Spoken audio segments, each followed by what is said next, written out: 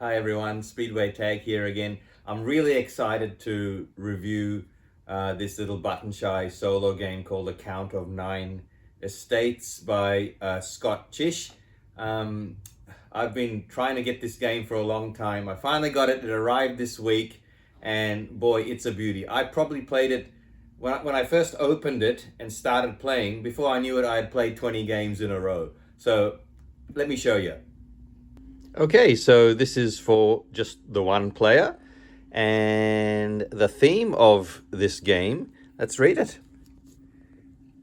As the count of the small territory of the 9 estates, you must build up the country into a powerful economic and cultural center. However, limited nearby resources force you to make difficult decisions. Can you earn the favor of the king?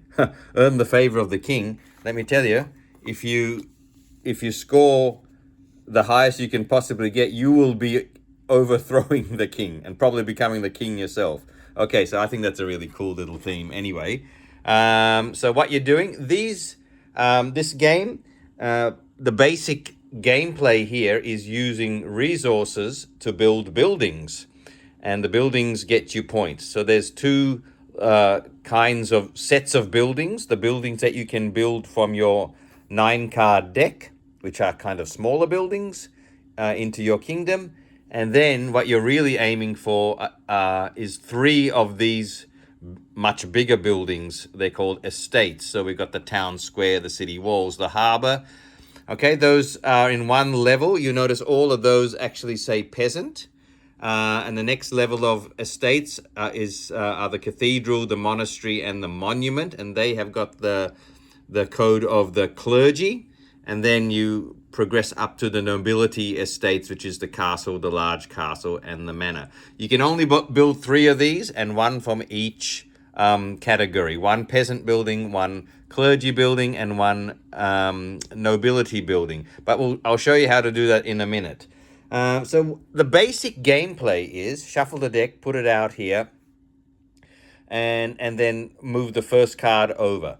And so then you are using the resources on these revealed cards. Eventually you'll get a third pile here, because as these are used to build buildings, when their resources are used to build buildings, they will be moved into a third pile here, which is a discard pile, giving you a third pile to access resources from. So yeah, there's going to be 3 piles here. And you are going to be using the resources on the top of these cards. You see, that's an ore resource, and that's a worker resource. And sometimes these cards will flip the other way, and you'll see other resources. So if this was turned up this way, you've got a wood resource here as well. There's gold, there's food, and there's stone as well. And you're going to utilize the resources that are actually at the top of the cards to build whatever buildings are on offer. And whatever buildings are on offer are the ones you can obviously see. At the moment, the mill, the blacksmith, the sawmill, and the church are on offer. And of course, all of those over there are on offer as well. But you're not going to be able to build those until you've got a good amount of these already built into your tableau. Okay, so let's see how this works. There's a great push your luck element to this game, because as you go through this deck, as it moves along, there's only 9 cards, okay? And you will be building some, and you'll be flipping some over, and you'll be discarding some. And when you build a building, you will place it here in a row. And then when you run out of your deck, and if you think, okay, well, I don't want to stop there, I want to keep building because I want more points, or I haven't been able to build those yet, then you run through the deck again, and then you start building your buildings in a second row. And if you want to do it a third time, do it in a third row. That's the push your luck element, because every time you go through the deck, you lose 2 points. So if I went through the deck 3 times, I'm -6 for that era. We play 2 eras, okay? I like to call them semesters, all right? So you play 2 semesters. And in each semester or era, you can siphon through the deck as many times you want. In other words, let's say in era number 1, you might have 3 times gone through the deck. and then you choose to stop because, as I said, there's the push your luck element there. Second era, you might only go through twice because you think, oh, look, I don't want to keep losing these points. Okay, so again, this is what's going to be happening. You will pay for the buildings with these resources that are on offer. A few other resources will become on offer as you see as the game goes. And then you'll be building these buildings, which will be placed here, and away you go. And then once those buildings are actually built and in your tableau here, it's actually those buildings that you use to build these estates. For example, have a look here.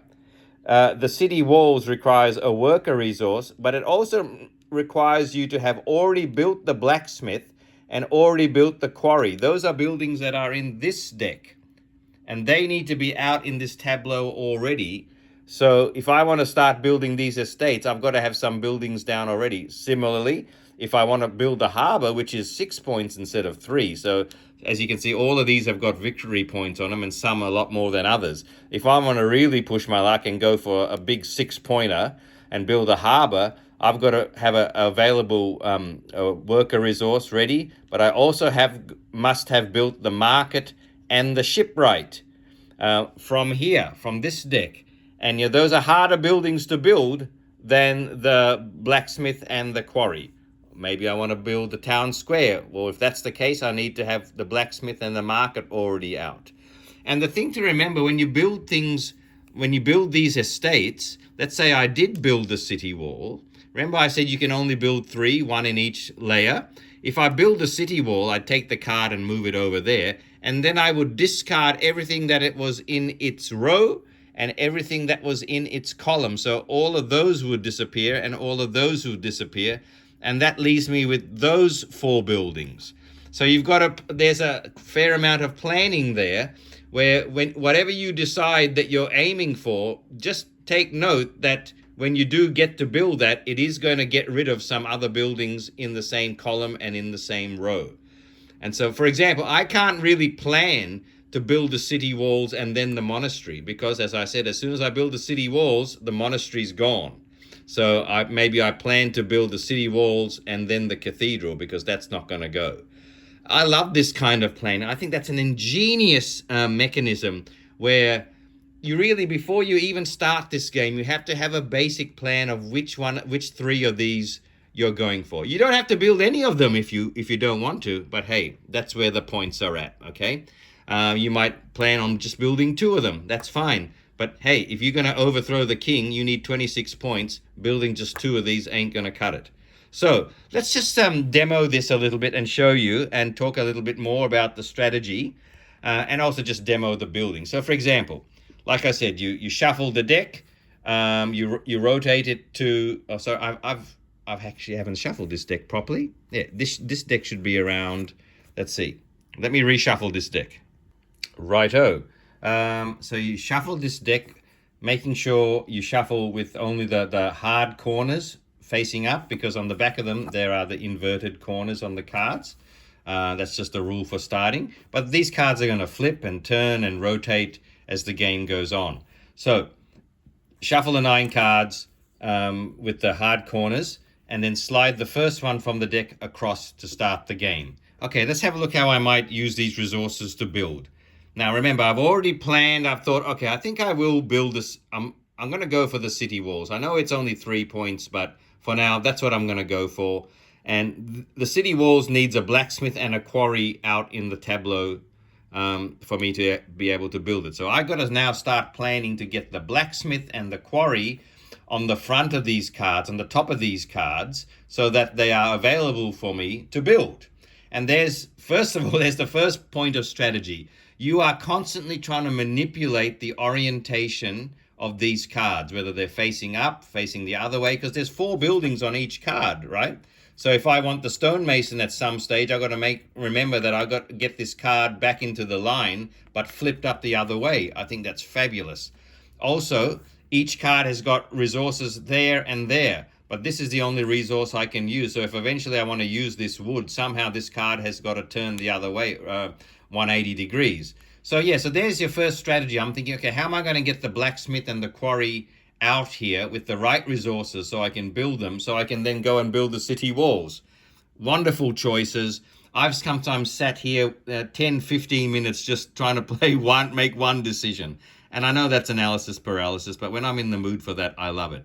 Lo and behold, though, the blacksmith, which requires a worker and an ore resource, well, I've got a worker and an ore resource already face up. So I can actually build this blacksmith already. So all you do to build that is, okay, so I'm using that worker and that resource to build the blacksmith. So I build the blacksmith and place it there.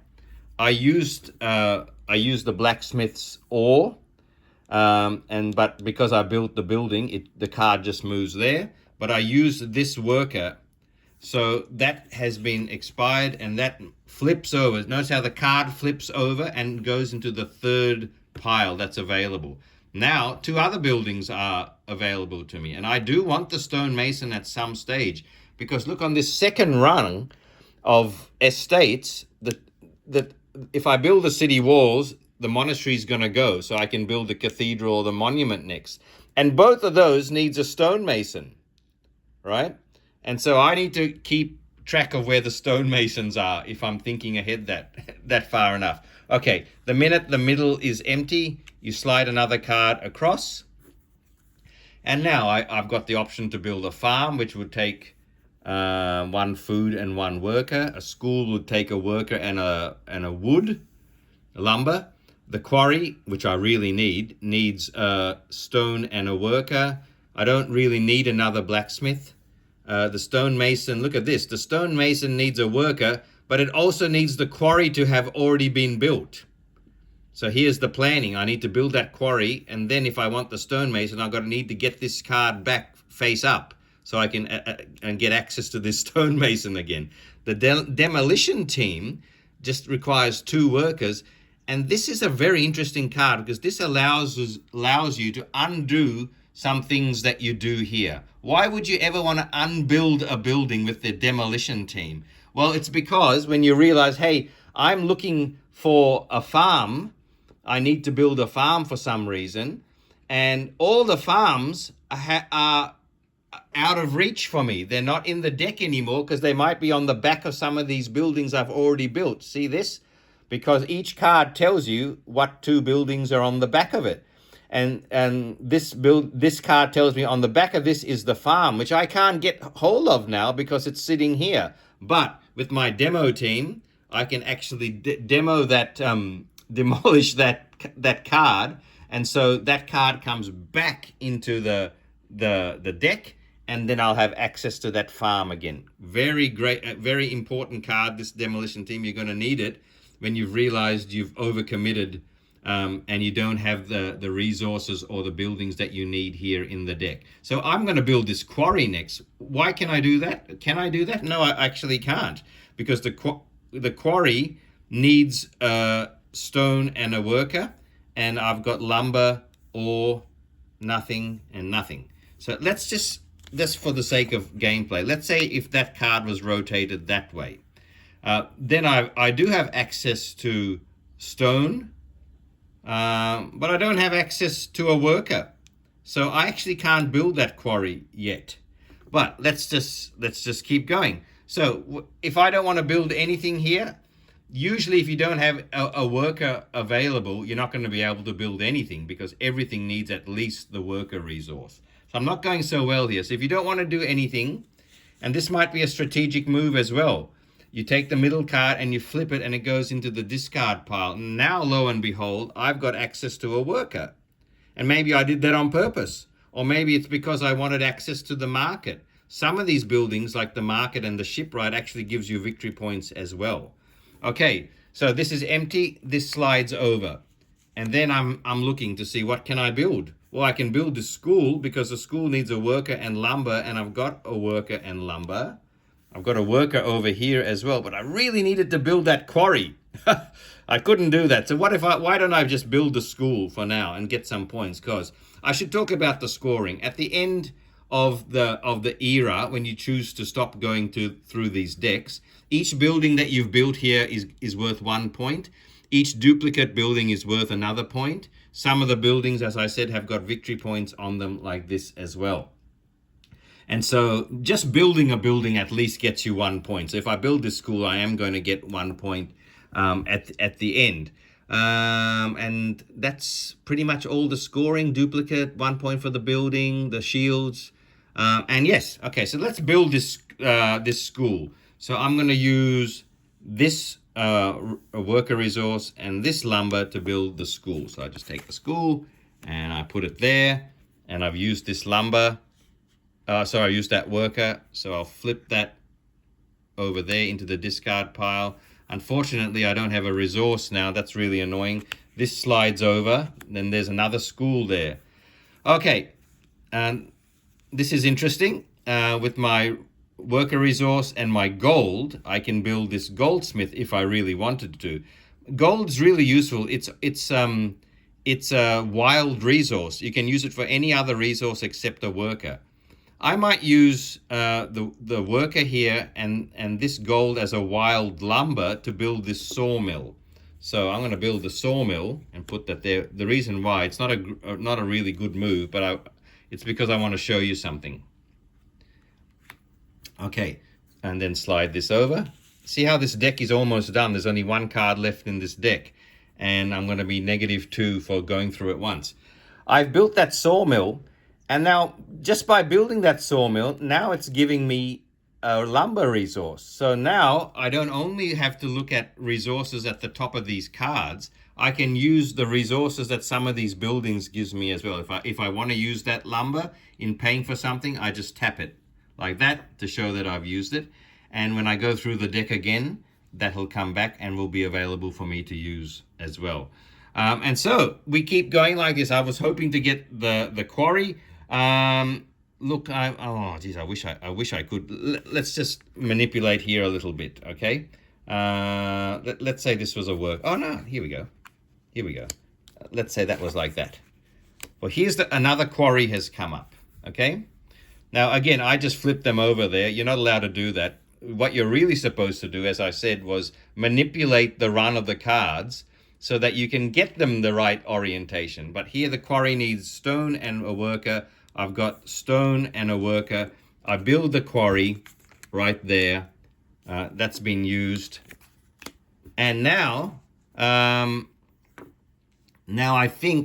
hoping I can build this city walls, because it needs a blacksmith and a quarry, which I've got, a blacksmith and a quarry, but it also needs another worker resource. So I can't build that yet until another worker resource came up. So then, after you've gone through the deck once and you want to continue, you just flip it over, and then you start building in this column. But this column now is worth -2 at the end of this era, because I'm pushing my luck, right?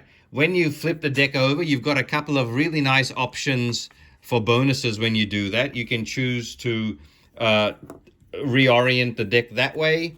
You can shuffle it, or you can take a bonus where at one stage during this run through the deck, you can just turn a card to 180 degrees and access the resource on the other side, which is really handy. But okay, as usual, we start by sliding that over. And look at this, I've got a worker resource. I can use that worker resource with the quarry and the blacksmith to build the city walls. I take the city walls and put it up here for later.